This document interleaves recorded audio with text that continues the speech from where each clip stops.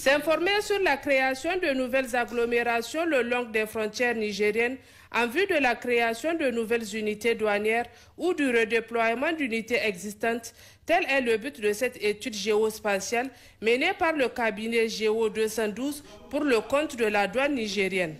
Après une large utilisation des nouvelles technologies dans les opérations douanières qui débouchent sur une dématérialisation progressive des procédures et documents administratifs, aujourd'hui, nous voilà à l'ère de l'analyse des données et de la mesure des performances.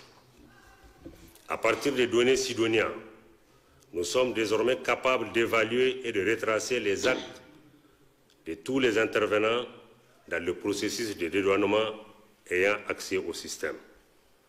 Chaque action et chaque geste d'un agent peuvent être comparés à une référence et recevoir des notes permettant d'évaluer sa performance et la performance globale de son unité.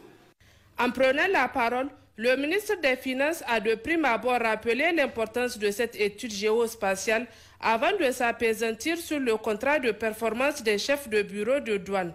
La culture de l'excellence et du résultat est désormais ancrée au sein de l'administration douanière avec l'instauration des contrats de performance entre le principal représentant de l'administration et les principaux acteurs de la chaîne de dédouanement, à savoir le chef de bureau. La résolution de cette équation de la contrainte est bien évidemment bien pensée dans la mesure où ces indicateurs d'évaluation sont mis en place à partir des données Sidonia Award. L'intérêt de ces indicateurs est naturellement multiple.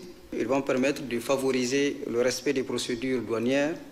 Ensuite, ils visent la facilitation du commerce. Et enfin, les indicateurs de performance ont la vertu de promouvoir les actes responsables au sein de l'administration.